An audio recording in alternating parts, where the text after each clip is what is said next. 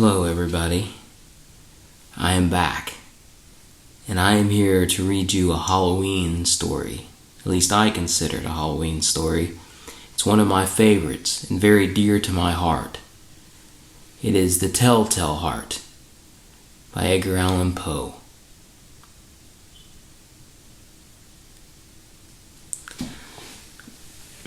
And we will begin our reading. True, nervous, very, very dreadfully nervous. I had been and am. But why will you say that I am mad? The disease had sharpened my senses, not destroyed, not dulled them. Above all was the sense of hearing acute. I heard all things in the heaven and in the earth. I heard many things in hell. How then am I mad? Hearken and observe how healthily, how calmly I can tell you the whole story. It is impossible to say how first the idea entered my brain. But once conceived, it haunted me day and night. Object there was none, passion there was none. I loved the old man. He had never wronged me. He had never given me insult. For his gold I had no desire. I think it was his eye. Yes, it was this. One of his eyes resembled that of a vulture, a pale blue eye with a film over it. Whenever it fell upon me, my blood ran cold. And so by degrees, very gradually, I made up my mind to take the life of the old man, and thus rid myself of the eye forever. Now this is the point. You fancy me mad. Madmen know nothing. But you should have seen me. You should have seen me. You should have seen how wisely I proceeded with that caution.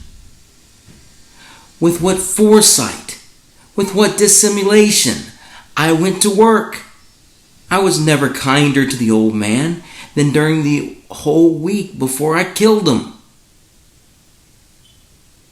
And every night, about midnight, I turned the latch of his door and opened it. Oh, so gently. And then, when I had made an opening sufficient for my head, I put in a dark lantern, all closed, so that no light shone out. And then I thrust in my head. Oh, you would have laughed to see how cunningly I thrust it in. I moved it slowly, very slowly, so that I might not disturb the old man's sleep. It took me an hour to place the whole head within the opening so far that I could see him as he lay upon his bed. What a madman would have so wise as this? And then, when my head was well in the room, I undid the lantern cautiously. Oh, so cautiously, for the hinges creaked. I undid it just so much that a single thin ray fell upon the vulture eye. And this I did for 7 long nights. Every night, just at midnight, before I found the eye always closed. And so it was impossible to do the work. For it was not the old man who vexed me, but his evil eye. And every morning, when the day broke, I went boldly into the chamber and spoke courageously to him, calling him by name in a hearty tone and inquiring how he had passed the night. You see, he would have been a very profound old man, indeed, to suspect that every night, just at 12, I looked in upon him while he slept. Now, upon the 8th night, I was more than usually cautious in opening the door. A watch's minute hand moves more quickly than did mine. Never before that night had I felt the extent of my own powers, of my sagacity. I could scarcely contain my feelings of triumph. To think that there I was, opening the door, little by little, and he not even to dream of my secret deeds or thoughts. I fairly chuckled at the idea, and perhaps he heard me. He moved on the bed suddenly as if startled. Now you may think that I drew back, but no.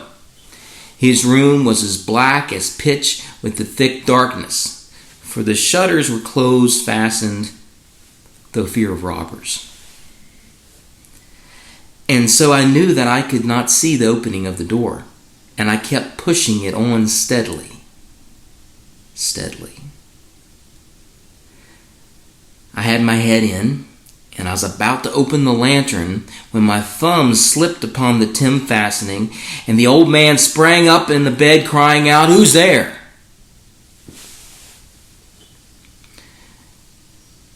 So I kept quiet, still. I said nothing. For the whole hour I did not move a muscle, and in the meantime I did not hear him lie down. I was still sitting up in the bed listening, just as I have done night after night, hearkening to the death watches in the wall. Presently I heard a slight groan, and I knew it was the groan of mortal terror. It was not a groan of pain or of grief. Oh no, it was the low, stifled sound that arises from the bottom of the soul when overcharged with awe. I knew the sound well. Many a night, just at midnight, when all the world slept, it has welled up from my own bosom, deepening with its dreadful echo the terrors that distracted me. I say I knew it well. I knew what the old man felt, and I pitied him.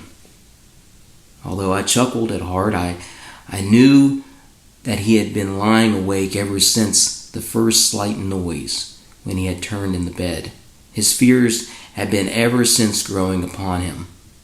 He had been trying to fancy them causeless, but could not. He had been saying to himself, "It is nothing but the wind in the chimney. It's only a mouse crossing the floor." Or, "It is merely a cricket which has made a single chirp." Yes, he has been trying to comfort himself with these suppositions, but he had found all in vain. All in vain. Because death, in approaching him, had stalked with his black shadow before him and enveloped the victim, and it was the mournful influence of the unperceived shadow that caused him to feel, although he neither saw nor heard, to feel the presence of my head within the room. When I had waited a long time, very patiently, without hearing him lie down, I resolved to open a little, very, very little crevice in the lantern. So I opened it. You cannot imagine how stealthily, until at length a single dim ray, like the thread of the spider, shot from out of the crevice and full upon the vulture eye. It was wide. It was open wide, and I grew furious and gazed upon it. I saw it with perfect distinctness, all a dull blue with a hideous veil over it that chilled the very marrow in my bones. But I could not see nothing else of the old man's face or person, for I had directed the ray as if by instinct precisely upon the damned spot. And now, have I not told you that what you mistake for madness is but over-acuteness of the senses? Now I say, there came to my ears a low, dull, quick sound, such as a watch makes when enveloped in cotton. I knew that sound well, too. I was the beating of the old man's heart. It was the beating of the old man's heart. It increased my fury, as the beating of a drum stimulates a soldier into courage. But even yet, I refrained and I kept still. I scarcely breathed. I held the lantern motionless. I tried how steadily I could maintain the ray upon the eye. Meantime, the hellish tattoo of the heart increased. It grew quicker and quicker and louder every instant. The old man's terror must have been extreme. It grew louder, I say louder every moment. Do you mark me well? Have I told you that I am nervous? So I am. And now at the dead hour of the night, amid the dreadful silence of that old house, so strange a noise as this excited me to uncontrollable terror. Yet for some minutes longer I refrained and stood still. But the beating grew louder. I thought the heart must burst, and now a new anxiety seized me. The sound would be heard by a neighbor. The old man's hour had come. With a loud yell, I threw open the lantern and leaped into the room. He shrieked once, only once. In an instant, I dragged him to the floor and pulled the heavy bed over him. I then smiled gaily to find the deed so far done.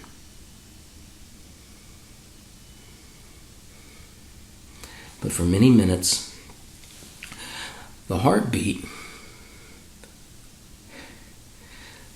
on with a muffled sound. This, however, did not vex me. It would not be heard through the wall. At length it ceased. The old man was dead. I removed the bed and examined the corpse. Yes, he was stone dead. I placed my hand upon the heart and held it there for many minutes. And there was no pulsation. He was stone dead. His eye would not trouble me no more. If you still think me mad, you will think no longer when I describe the wise precautions I took for the concealment of the body. The night waned, and I looked hastily, but in silence. First of all, I dismembered the corpse. I cut off the head and the arms and the legs. I then took up 3 planks from the flooring of the chamber and depositioned all between the scantlings. I then replaced the board so cleverly, so cunningly, that no human eye, not even his, could have detected anything wrong. There was nothing to wash out, no stain of any kind, no blood spot whatever. I had been too wary for that. A tub had caught all. When I had made an end to these labors, it was 4 o'clock, still dark as midnight. As the bell sounded the hour, there came a knocking at the street door. I went down to open it with a light heart, for what I had now to fear. There entered 3 men who introduced themselves with perfect suavity as officers of the police. A shriek had been heard by a neighbor during the night. Suspicion of foul play had been aroused. Information had been logged to the police office, and they, the officers, had been deputed to search the premises. I smiled. For what had I to fear? I bade the gentleman welcome. The shriek, I said, was my own in my dream. The old man, I mentioned, was absent in the country.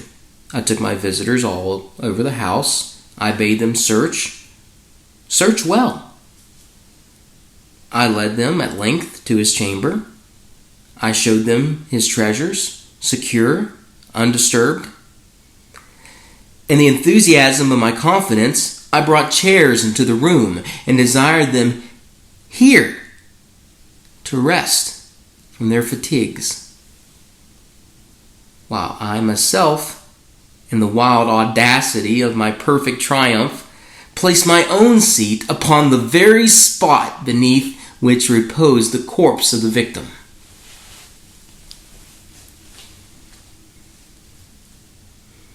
The officers were satisfied. My manner had convinced them. I was singularly at ease.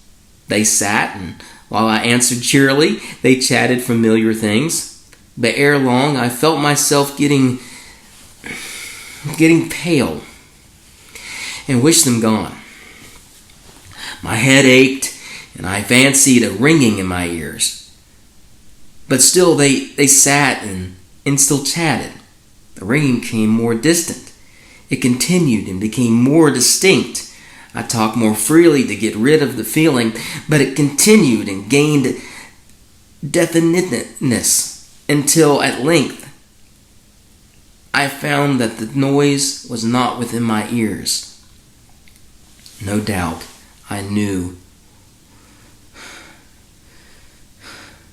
No doubt I now grew very pale. But I talked more fluently and with a heightened voice. Yet the sound increased. And what could I do? It was a low, dull, quick sound. Much such a sound as a watch makes when enveloped in cotton.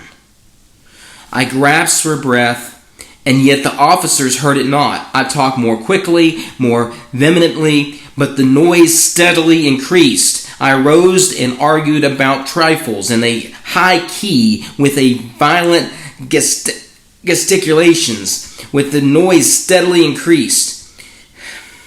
Why would they not be gone? I paced the floor to and fro, and with heavy strides, if excited to fury by the observation of the men. But the noise steadily increased. Oh God! What could I do? I foamed, I raved, I swore. I swung the chair open with I had been sitting and grated upon the boards. But the noise arose over all and continually increased. It grew louder, louder, louder. And still the men chatted pleasantly and smiled. Was it possible they heard not? Almighty God, no, they heard. They suspected. They knew. They were making a mockery of my horror. This I thought, and this I think. But anything was better than this agony. Anything was more tolerable than this derision. I could bear those hypocritical smiles no longer. I felt that I must scream or die, and now again, hark! Louder, louder, louder, louder! Villains, I shrieked. This will semble no more. I admit the deed. Tear up the planks. Here, in the beating of his hideous heart!